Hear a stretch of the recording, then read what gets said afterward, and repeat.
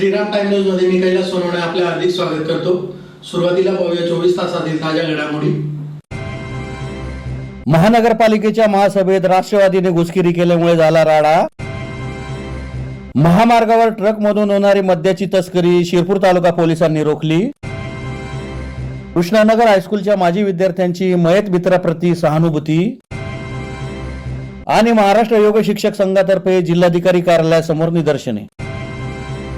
आता बातमीपत्र विस्ताराने। धुळे महानगरपालिकेच्या वतीने नागरिकांना बजावण्यात आलेल्या वाढीव घरपट्टीच्या नोटिसाविरोधात राष्ट्रवादी काँग्रेस अजित पवार गटातर्फे मनपाच्या महासभेत घुसखोरी करीत घोषणाबाजी केल्यामुळे मोठा राडा झाला।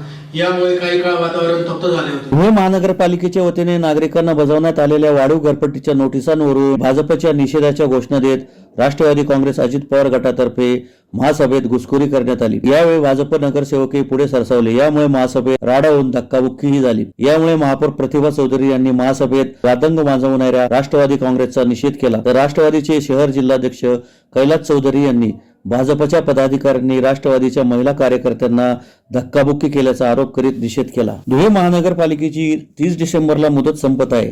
त्यापूर्वीची महत्त्वपूर्ण महासभा मंगळवारी महापौर प्रतिभा चौधरी यांच्या अध्यक्षतेखाली मनपाच्या सभागृहात घेण्यात आली। महासभा सुरू असतानाच राष्ट्रवादी काँग्रेस अजित पवार गट शहर जिल्हाध्यक्ष कैलास चौधरी यांच्यासह राष्ट्रवादी काँग्रेसचे पदाधिकारी कार्यकर्ते वाढीव घरपट्टी रद्द करा, मनपाचा जाहीर निषेध असे फलक घेऊन महापालिकेत धडकले। राष्ट्रवादीच्या कार्यकर्त्यांनी थेट महासभेत शिरून निषेध करण्यास सुरुवात केली। यामुळे जोरदार वाद झाला। भाजप नगरसेवकांनीही राष्ट्रवादीच्या आंदोलनाला आक्षेप घेत विरोध सुरू केला। यातून वाद होऊन धक्काबुक्कीचा प्रकार घडला। महानगरपालिकेच्या कर्मचाऱ्यांनी हस्तक्षेप करून राष्ट्रवादीच्या पदाधिकारी व कार्यकर्त्यांना सभागृहाबाहेर काढले। त्यानंतर राष्ट्रवादीच्या कार्यकर्त्यांनी सभागृहाबाहेर घोषणाबाजी केली। दरम्यान या घडलेल्या प्रकाराने काही काळ मनपा आवारात तणावाची स्थिती निर्माण झाली होती। राष्ट्रवादीच्या वतीने करण्यात आलेल्या महासभेतील आंदोलनावर महापौर प्रतिभा चौधरी यांनी तीव्र नाराजी व्यक्त केली। अशा प्रकारे महासभेत शिरून घोषणाबाजी करून केवळ स्टंटबाजी राष्ट्रवादीच्या कार्यकर्त्यांनी केली असल्याचा आरोप महापौर प्रतिभा चौधरी यांनी केला। राष्ट्रवादीचे शहर जिल्हाध्यक्ष यांनीही भाजपच्या पदाधिकाऱ्यांवर आरोप केला व त्यांनी महिला पदाधिकाऱ्यांना धक्काबुक्की केल्याचा आरोप केला। दरम्यान आजच्या महासभेत भाजप नगरसेवक संजय जाधव यांनी महानगरपालिकेच्या मालकीचे भूखंड मुदत संपल्यानंतरही भूमाफियांच्या ताब्यात आहेत, ते त्वरित मनपा प्रशासनाने ताब्यात घ्यावेत। सदर जागा महापालिकेच्या नावे करून बेकायदेशीरपणे जागा बळकावणाऱ्यांवर कारवाई करावी अशी मागणी केली। तसेच नगरसेवक सुनील बैसाने यांनी महापालिका प्रशासनातील काही अधिकारी कर्मचारी मनमानी कारभार करीत आहेत, नगरसेवक वारंवार मागणी करूनही आवश्यक माहिती देत नाहीत, काम करत नाहीत, अशा अधिकारी कर्मचाऱ्यांवर शिस्तभंगाची कारवाई करण्यात यावी अशी मागणी केली। तसेच शहरातील कचरा संकलन आणि घन कचरा व्यवस्थापनाचा ठेका दिलेल्या स्वयंभू कन्स्ट्रक्शन या ठेकेदाराच्या कारभाराविषयी नाराजी व्यक्त करीत कंपनीने अटी शर्तीचे उल्लंघन केले आहे, त्यामुळे कंपनीवर दंडात्मक कारवाई करीत त्यांचा ठेका रद्द करून नवीन ठेकेदार नियुक्तीसाठी आवश्यक ती प्रशासकीय कारवाई करावी असे आदेश महापौर प्रतिभा चौधरी यांनी दिले। या प्रसंगी महापौर प्रतिभा चौधरी, मनपा आयुक्त अमिता दगडे पाटील, सचिव मनोज वाघ यांच्यासह नगरसेवक व संबंधित अधिकारी मोठ्या संख्येने उपस्थित होते। परंतु मी आज धुळे शहरातील तमाम जनतेला आणि माझ्या पत्रकार बंधू आणि भगिनींना जे आहे वास्तव सत्य याचा काय आहे सत्य हे आपण सुद्धा 2015 मध्ये वाढीव घरपट्टीचा विषय आलेला होता। त्यावेळेला राष्ट्रवादी काँग्रेस पार्टीची बहुमताने सत्ता होती, तर त्यावेळेला 2015 मध्ये या वाढीव घरपट्टीचा विषय आलेला होता। त्यावेळेला आम्ही भारतीय जनता पार्टीचे 3 नगरसेवक होतो। आम्ही पत्र लेखी देखील दिलेलं होतं आणि रुलिंग मध्ये पण किंवा आम्ही सभागृहामध्ये मांडताना देखील सांगितलेलं होतं की या वाढीव घरपट्टीला आमचा भारतीय जनता पार्टीचा 3 नगरसेवकांचा पूर्णपणे, मी त्यावेळेला गटनेता होती आणि आमचे 2 नगरसेवक आम्ही त्यावेळेला त्या वाढीव घरपट्टीला विरोध केलेला होता। परंतु आता काय झालेलं आहे की शहरामध्ये त्यांनी राष्ट्रवादीच्या कार्यकाळामध्ये जो 2015 मध्ये ठराव झालेला त्याची अंमलबजावणी प्रशासनाने सुरू केलेली आहे। तर शहरामध्ये जनतेची दिशाभूल करायची आणि जनतेला आव्हान दाखवायचं की आम्हाला तुमचा किती कळवळा आहे असं दाखवण्याचा प्रयत्न त्यांनी केलेला आहे आणि भारतीय जनता पार्टीला बदनाम करण्याचा प्रयत्न राष्ट्रवादी काँग्रेस पार्टीच्या वतीने झालेला आहे। परंतु मी आज आवाज देते की त्यावेळेचा जो ठराव आहे, त्यावेळेचा जो ठरावामध्ये आम्ही जो विरोध केलेला आहे ते देखील आपण पत्रकार बंधूंनी बघावं या प्रोसिडिंग मध्ये 2015चं प्रोसिडिंग मागवा आणि ते इतिवृत्त त्यावेळेचं बघा. त्यावेळेला आम्ही कशा पद्धतीने विरोध केलेला आहे, म्हणजे चुहे खाके बिल्ली हचको चली अशातला हा प्रकार आहे. राष्ट्रवादी काँग्रेस पार्टीचे सर्व अध्यक्ष आणि पदाधिकारी यांचा मी निषेध व्यक्त करते की इथे आमच्या सभागृहामध्ये आमचा महिला पदाधिकारी आहेत, आमचे अधिकारी आहेत, आमचे ज्येष्ठ नगरसेवक आहेत आणि अशांना घुसून धक्काबुक्की केली. धक्काबुक्की करून त्यांनी आमच्या महिला पदाधिकाऱ्यांना धक्काबुक्की केली. हे बेशिस्तीचं वर्णन त्यांनी केलेलं आहे आणि सभागृहामध्ये आपल्या सभागृहाच्या आणि प्रशासनाचा प्रमुख म्हणून आयुक्त मॅडम आणि अधिकारी किंवा कर्मचारी यांची देखील एक जबाबदारी आहे की सभागृहामध्ये सदस्यांव्यतिरिक्त दुसरं कोणालाही प्रवेश देता कामा नये.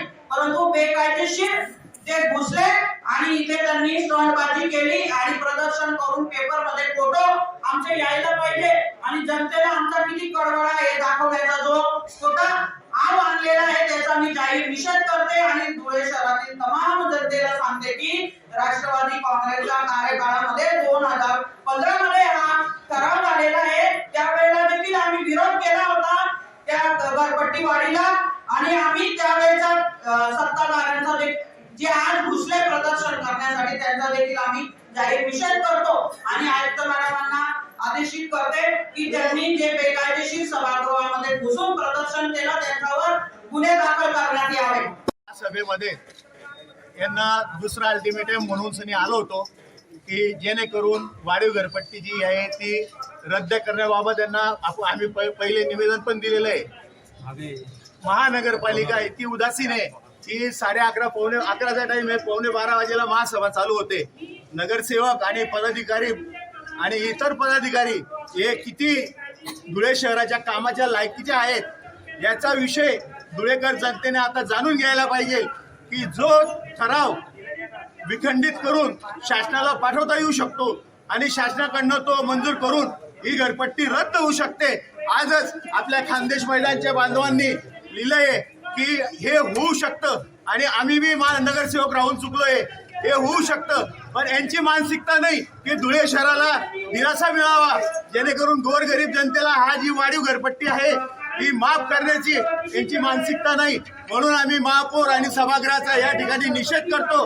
आम्ही सभागृहामध्ये सांगण्याचा प्रयत्न करत असताना आमच्या महिलांना ढकलून देण्यात आला कर्मचाऱ्यांमार्फत. आम्ही याचाही निषेध करतो. आला होता तो फार चुकीच्या पद्धतीने झाला होता. त्यावेळेस आम्ही नगरसेवकांनी विरोध दर्शवला होता. विरोध दर्शवल्यानंतरही हा ठराव मंजूर करण्यात आला. हा त्या काळच्या महापौरांचं काय कारण असेल हे त्यांनाच आपण विचारावं. महापौर तुमचेच होते ना, राष्ट्रवादी त्यावेळेस तुम्ही का बोलले नाही आणि त्यावेळेस आम्ही विरोध केलेला आहे. तुम्ही सभागृहामध्ये आमचं बोलणं बघू शकता की त्यावेळेस आम्ही विरोध केलेला आहे. आजही आमचा त्या विषयाला विरोध आहे. त्यावेळेसच्या महापौरांनी काय केलं असं, कारण महानगरपालिकेमध्ये ठराव कसे लिहिले जातात हे आम्हाला ठाऊक आहे. आज मंजूर होणारा ठराव उद्या नामंजूर होऊन जातो. सभागृहावर मंजूर होतो आणि उद्या नामंजुरी सही करताना नामंजूर होतो. ही कुठली लक्षणं सभागृहाची आहेत आपणच लक्षात घ्यावी.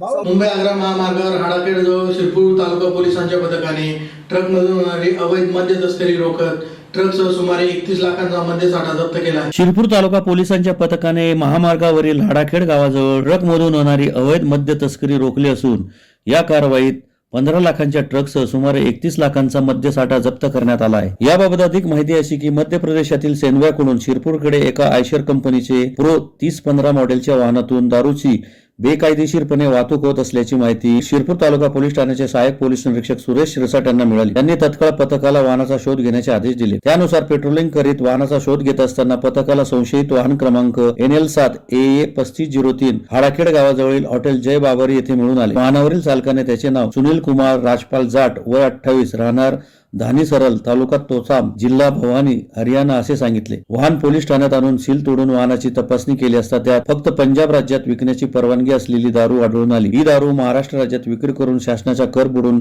फसवणूक करीत असल्याचे निदर्शनास आले.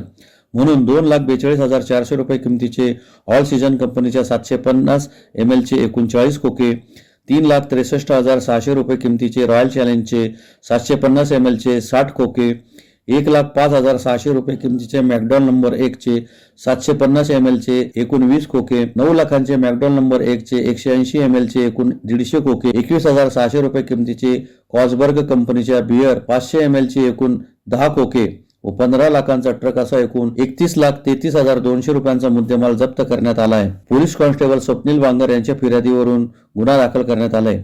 सदरची कारवाई पोलीस अधीक्षक श्रीकांत दिवरे, अप्पर पोलीस अधीक्षक किशोर काळे, उपविभागीय पोलीस अधिकारी सचिन हिरे यांच्या मार्गदर्शनाखाली शिरपूर तालुका पोलीस ठाण्याचे सहाय्यक पोलीस निरीक्षक सुरेश शिरसाट, सुनील वसावे, संतोष पाटील, संदीप ठाकरे, योगेश मोरे, दिनकर पवार, स्वप्नील बांगर, अल्ताफ मिर्झा आदींनी केली. माननीय पोलीस अधीक्षक श्री श्रीकांत दिवरे साहेब यांनी धुळे जिल्ह्यामध्ये जी अवैध धंद्यांबाबत मोहीम राबवली आहे त्या अनुषंगाने आज रोजी आम्हाला एक गुप्त बातमी मिळाली की सेंदव्याकडून एक आयशर प्रो 3015 मॉडेलची एक आयशर गाडी क्रमांक NL07 AA 3503 ही महाराष्ट्र राज्यामध्ये प्रतिबंधित असलेली पंजाब राज्याची अवैध दारू येत असून त्या अनुषंगाने आमचे PSI सुनील वसावे व त्यांच्यावर स्टाफ यांना मी हाडाखेड येथील हॉटेल बाबारी येथे नाकाबंदी केली असता सदर वाहन पकडले.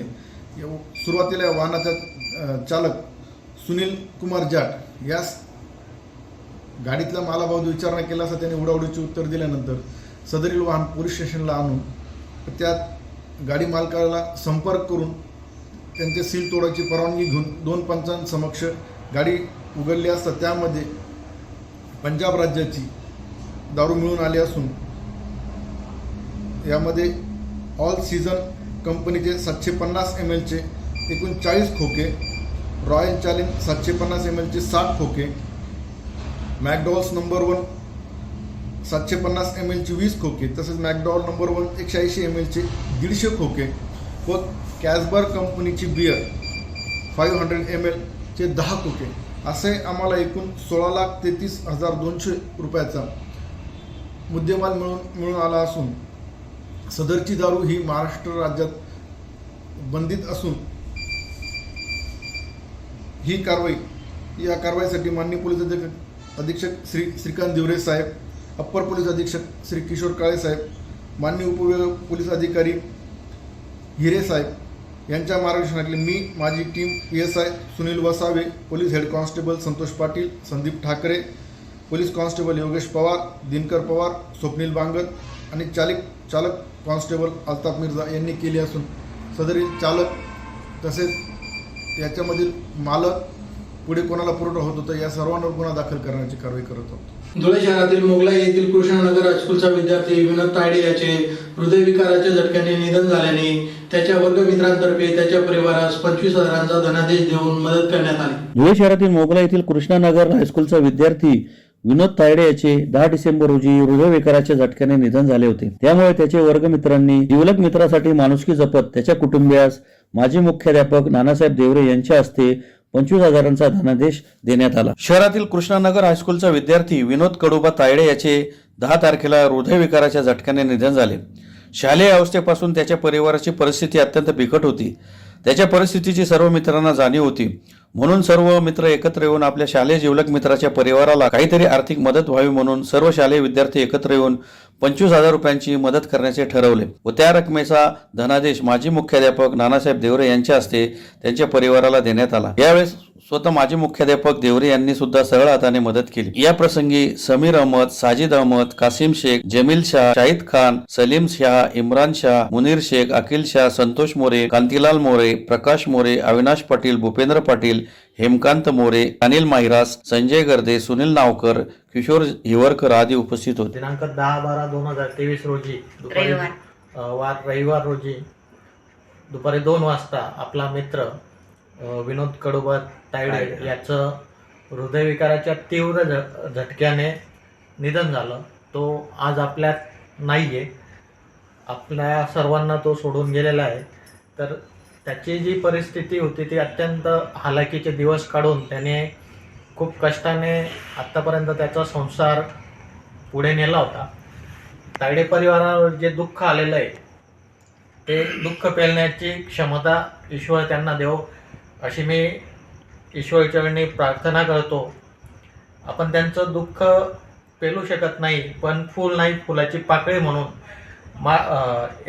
हायस्कूल कृष्णनगर धुळे 1998ची 10वीची बॅच, त्याचा मित्र परिवार, आपले मुख्याध्यापक नानासाहेब देवरे सर यांच्या वतीने आपण एक त्यांना फूल नाही फुलाची पाकळी म्हणून एक छोटीशी भेट आज इथे आपण दिनांक 17/12/2023 रोजी त्यांचे मावसा, नाव काय सर आपलं?